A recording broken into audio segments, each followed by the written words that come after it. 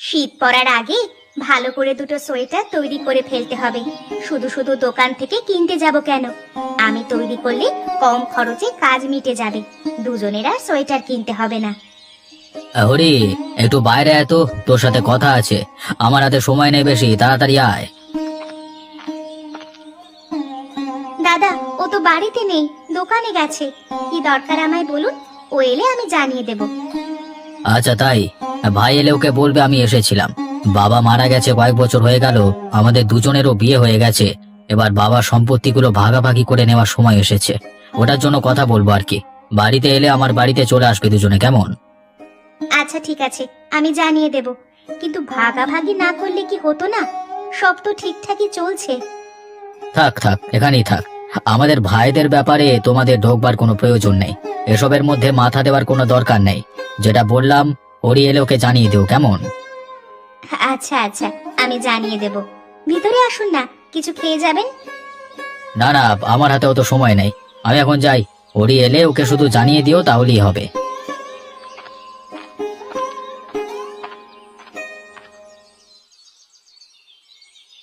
দাদা, আমাকে 1 কেজি ময়দা 1 লিটার রিফাইন তেল দাও। একটু তাড়াতাড়ি আমাকে ছেড়ে দিও, হ্যাঁ, একটু তাড়া আছে। হ্যাঁ হ্যাঁ, দিচ্ছি দিচ্ছি, একটু দাঁড়াও। সবাই জিনিসপত্র পাবে, একটু ধৈর্য ধরে দাঁড়াতে হবে। দাদা, এটা কেমন হচ্ছে? আমি আগে এলাম, কিন্তু ওনাকে আগে জিনিসপত্র দিয়ে দিচ্ছেন। আমার জিনিসটা আগে দিন। উনি বললেন তারা আছে, এই জন্যই দিয়ে দিচ্ছিলাম আর কি। আচ্ছা ঠিক আছে, আমি আপনারটাই আগে দিচ্ছি। কি কি লাগবে আপনার বলুন তো? 500 গ্রাম চিনি, মটর কলাই 1 কেজি, আটা 2 কেজি। ব্যাস, এইগুলোই দিয়ে দাও তাড়াতাড়ি। আচ্ছা একটু দাঁড়ান, সব দিয়ে দিচ্ছি। এই নিন আপনার সামগ্রী। আপনার হয়েছে 100 টাকা। এই ধরুন আপনার 100 টাকা। দাদা, এবার আপনি বলুন আপনার কি কি দরকার, চটপট দিয়ে দিচ্ছি। আমার বেশি কিছু চাই না। 1 কেজি ময়দা আর 1 লিটার রিফাইন তেল, একটু তাড়াতাড়ি করো। এই তো এক্ষুনি দিচ্ছি, 5টা মিনিট আমাকে সময় দাও। কত টাকা হয়েছে আমার? তোমার হয়েছে 130 টাকা। এখন সব টাকা দেবে নাকি বাবা দিয়ে দেবে? হ্যাঁ, এখন আপনি 100 টাকা রাখুন, বাকিটা খাতায় লিখে রাখুন, বাবা এসে দিয়ে দেবে। আচ্ছা ঠিক আছে।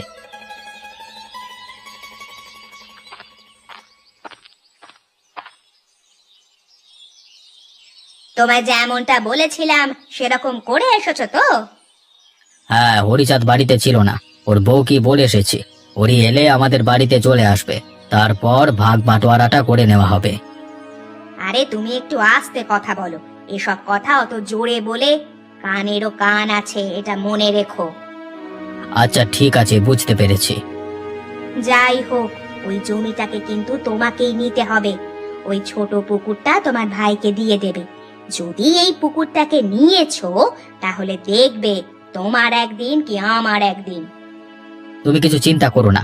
যা হোক করে আমি ওই 1 বিঘা জমিটাকে নেবই। তাছাড়া পুকুরটা তো একদম নোংরা। সকলে বাড়ির আবর্জনা ফেলে ফেলে পুকুরটাকে পচিয়ে দিল, কি হবে ওটা নিয়ে? সেটা তোমার ভাই বুঝবে, তোমায় এত ভাবতে হবে না। যেটা বলেছি সেটা করো, তাহলেই হবে। আমরা লাভবান হলেই হবে, নিজে বাঁচলে বাপের নাম। আচ্ছা সে ঠিক আছে, আমি যা হোক করে জমিটাকে হাতাবো। আমি চাষি মানুষ, ওই জমিটা ফেলে চাষবাসও করতে পারবো। ওই 1 বিঘা জমি সেটা তুমি নাও, তারপর চাষবাস করে আমরা আরো ধনী হয়ে উঠব। তখন কিন্তু আমায় অনেক ভালো ভালো শাড়ি কিনে দিতে হবে। উফ, তোমার তো শুধু শাড়ি আর শাড়ি। আগে জিনিসটা হোক, তারপর তো সব সময় আগে ভাবে। হ্যাঁ, বেলা হয়ে গেল, এবার বাড়ি যাই। আমার বউটাও তো আমি না গেলে খাওয়া দাওয়া করবে না। যাই যাই, বাড়ি যাই। আমার গিন্নিটা কি করছে কে জানে, কি রান্না করলো আজকে।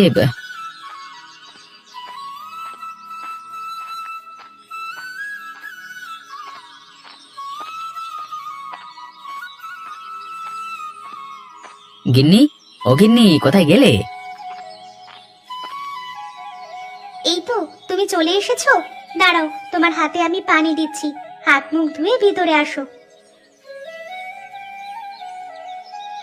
তোমার দাদা এসেছিল বেলায়, অনেকগুলো কথা বলে গেছে, খুবই দরকারি। কি দরকারি কথা বলে গেছে, আমাকে বলো। তোমায় দেখা করতে বলেছে আজকেই। তোমাদের বাবার যে সম্পত্তি আছে সেগুলো ভাগ বাটোয়ারা করবে। আমি বলতে গেলাম, বললো আমাদের ভাইদের ব্যাপারে তোমরা কেউ নাক গলাবে না। হঠাৎ এরকম চিন্তা ভাবনা দাদার মাথায় এলো কেন? বেশ তো ভালোই ছিলাম। আমি এই কথাগুলোই বলতে গিয়েছিলাম, আমায় বাধা দিয়ে চলে গেল। শুধু বলল যেগুলো বললাম তোমায় যেন বলে দিই। আচ্ছা, আমি একবার দাদার সাথে দেখা করে নেব, কথাও বলে নেব। কি বলে দেখা যাক। দাদার মনে হঠাৎ এরকম আগ্রহ জাগার কারণটাও জানতে পারবো। যাই করো, ঝামেলা করো না দয়া করে। ভালোভাবে কথা বলে সবকিছু মিটিয়ে নেবে, ঠিক আছে?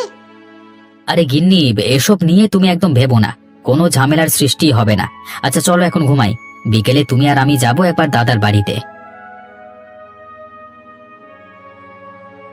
কই গো, ওঠো এবার, যেতে হবে তো দাদাদের বাড়িতে। ওঠো ওঠো, তাড়াতাড়ি ওঠো। কি হলো গিন্নি, এত তাড়াতাড়ি ডেকে দিলে কেন? এটা তোমার তাড়াতাড়ি মনে হচ্ছে? বাইরের দিকে উঁকি দিয়ে দেখো, সন্ধ্যা নেমেছে। আবার তোমার দাদাদের বাড়িতে যেতে হবে, তাড়াতাড়ি ওঠো। আচ্ছা বাবা, উঠছি উঠছি। আচ্ছা চলো চলো, আমি তৈরি। দাদার কাছ থেকে ঘুরে আসি, ভাগ বাটোয়ারা কি হয় দেখা যাক।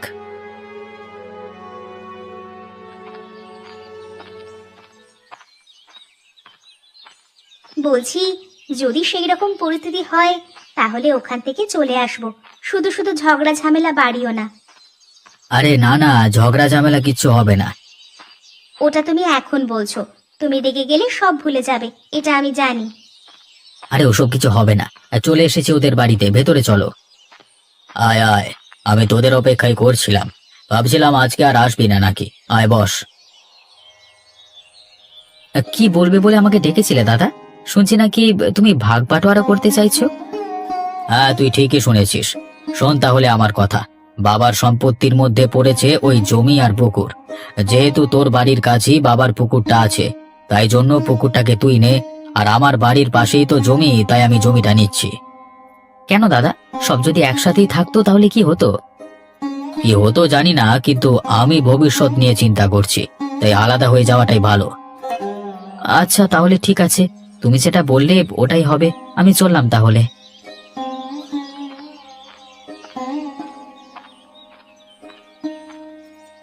ব্যাস, তাহলে তুমি কাজটা করতে পেরেছো। বাহ, এবার আমরা এই 1 বিঘা জমিতে চাষবাস করব, অনেক ফসল ফলাবো। আর ওরা ওই পচা পুকুর নিয়ে কি করবে? এত ছোট পুকুর, ওতে যদি মাছ চাষও করে তাহলেও লোকসান ছাড়া কিচ্ছু হবে না। ওরা যা পারে করুক গে, তোমার আর আমার জানবার দরকার নেই, আমরা খুশি থাকলেই হবে। হ্যাঁ, তাহলে জমি তো পেয়ে গেছো। এবার চাষবাস করার পর ফসল উঠলে আমার কিন্তু 4টে শাড়ি চাই। আচ্ছা বাবা, হবে হবে, সব হবে। অত ভাবছো কেন তুমি, আমি তো আছি। আজকে আমি খুব আনন্দিত, 1 বিঘা জমি আমরা পেয়ে গেলাম। কিন্তু ভাবার বিষয় একটাই, তুমি যখন এটা বললে তোমার ভাই একটা প্রশ্নও করলো না। সেটা আমিও ভাবছি, কি ব্যাপার বুঝতে পারলাম না তো। ওসব ছাড়ো এখন, ও যেটা ভালো বুঝেছে সেটাই করেছে। ছেড়ে তো দেবই, কিন্তু ভাবার বিষয়, আমার ভাই জানে পুকুর নিলে লস, তাও মুখ বুজে নিয়ে নিল কেন? এই প্রশ্নটা আমার মনে সারা জীবন থাকবে। এখন ওসব ছাড়ো, আমি তোমার জন্য চা বানিয়ে নিয়ে আসছি, খেয়ে নিও। আচ্ছা আচ্ছা, যাও। আমার দাদাটা কত পরিবর্তন হয়ে গেল। আজকে কত সুন্দর সবকিছু একসাথে করতাম, যদিও বা বাবার সম্পত্তিটা একসাথে কাজ করতাম, সেটাও একেবারে আলাদা হয়ে গেল। কি আর করবে বলো, সম্পর্ক তুমি ঠিক রাখতে তো চেয়েছিলে, কিন্তু তোমার দাদাই সবকিছু আলাদা করতে চায়। সম্পর্কে তো দুটো দিকটাই মজবুত থাকতে হয়, একদিক মজবুত থাকলে আরেক দিক কমজোরি হলে সম্পর্ক থাকে না। কথাটা তুমি একদম ঠিকই বলেছ। আমার দাদা তো কই একবারও এসব কথা ভাবেনি। ওটাই তো তোমাকে বলছি, তুমি অত চিন্তা ভাবনা করো না এসব নিয়ে, ভালোভাবে নিজের ব্যবসাটা করো। সেসব যাই হোক, তার মাঝেও একটা জিনিস খুব ভালো হয়েছে। কি ভালো হয়েছে গো? তোমার হাতের এই সুস্বাদু রান্না, যার কোনো জবাব নেই। কেন গো, আমি তো প্রত্যেকদিন এইভাবেই রান্না করি।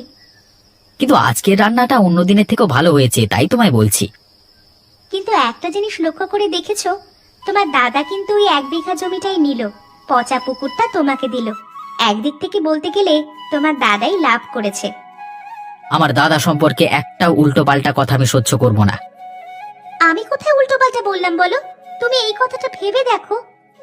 তোমার উপর চিৎকার করে কি হবে? তুমি তো ঠিকই বলেছ। যাকে ওসব বাদ দাও। ও যদি জমি নিয়ে সুখে থাকে তাহলে থাকতে দাও। হ্যাঁ, ছেড়ে দাও। ভগবানের কৃপায় দুবেলা দুমুঠো খেতে জুটলেই হবে।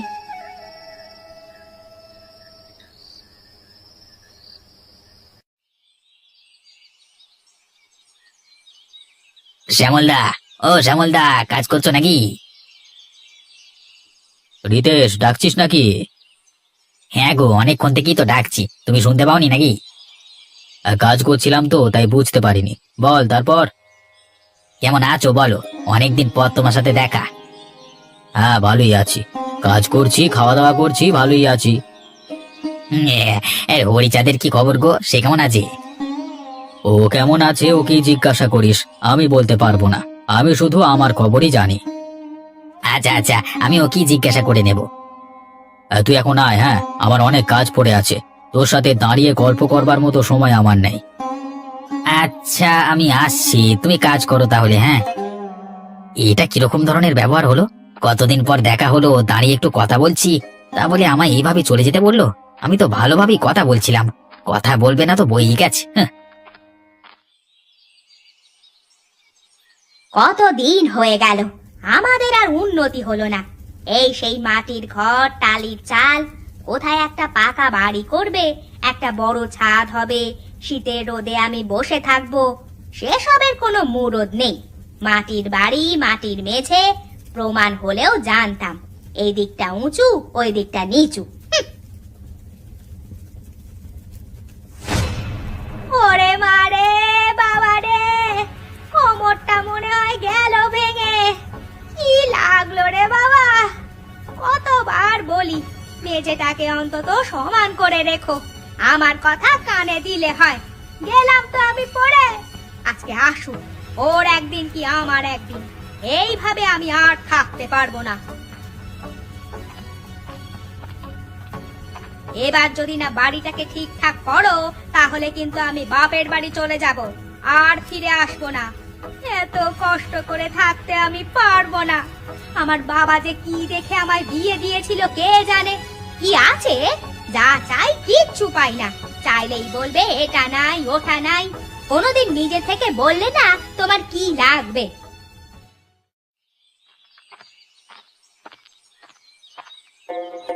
আরে রিতেশ, কতদিন পর তোর সাথে দেখা। আজ খুব আনন্দিত আমি। আরে অত চেপে ধরিস না, একই রোগা মানুষ, আমাকে আর খুঁজেই পাওয়া যাবে না রে, পটাং করে ভেঙে যাবো। তোর এই মজা করা স্বভাবটা আর গেল না।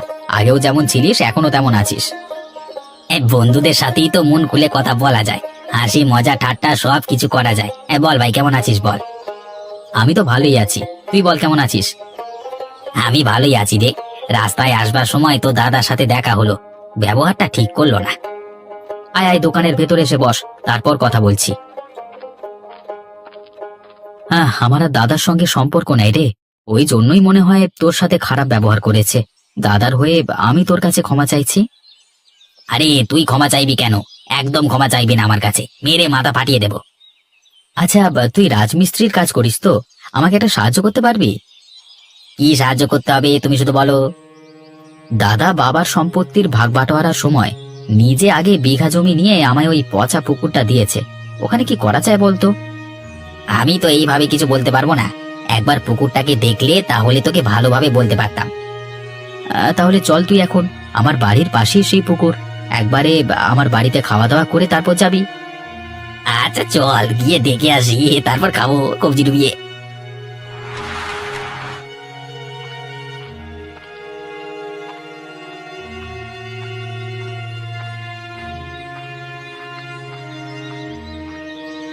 গিন্নি, দেখো দেখো কাকে নিয়ে এসেছি, দেখো সাথে করে। আরে রিতেশ দাদা, অনেকদিন পর আমাদের বাড়িতে। আসো আসো, ভিতরে এসো। খাবার খেয়ে তবে যাবে, তার আগে আমি ছাড়ছি না। বৌদি, খেয়ে যাবো ঠিক আছে, কিন্তু এখন ভেতরে যাব না।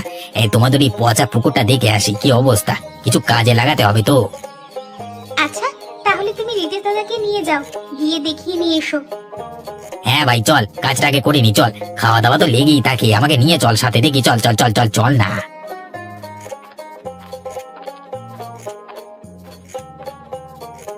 এটাই কি তোদের সেই পুকুর?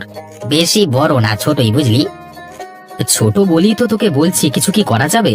এত ছোট পুকুরে মাছ চাষ করলে লোকসান হয়ে যাবে, তো তাই বলছি আর কি। আমি পুকুরটাকে দেখে যা বুঝলাম, তুই এক কাজ করতে পারিস, একটা ভালো লজ তৈরি করতে পারিস, লোকজনকে ভাড়া দিবি থাকবার জন্য। আমি পুকুরের নিচে থেকে পিলার দিয়ে ভালোভাবে একটা বাড়ি তৈরি করে দিতে পারবো। এই চারধারটা জল থাকবে, মাঝখানে হবে বাড়ি। জলটা পরিষ্কার করতে হবে, খুব সুন্দর দেখতে লাগবে। এই বুদ্ধিটা তুই ভালোই দিয়েছিস। ভাড়া দিতে পারবো সকলকেই।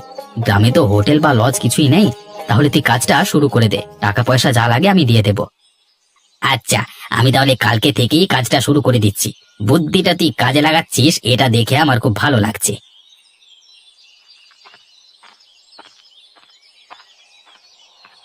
আরে গিন্নি, তোমার কি হলো? পায়ে জল দিচ্ছ কেন? দূর। তুমি কোন মুখে আমায় জিজ্ঞাসা করছো আমার কি হয়েছে? তোমায় আমি কবে থেকে বলছি বলো তো, বাড়িটাকে ঠিক করতে?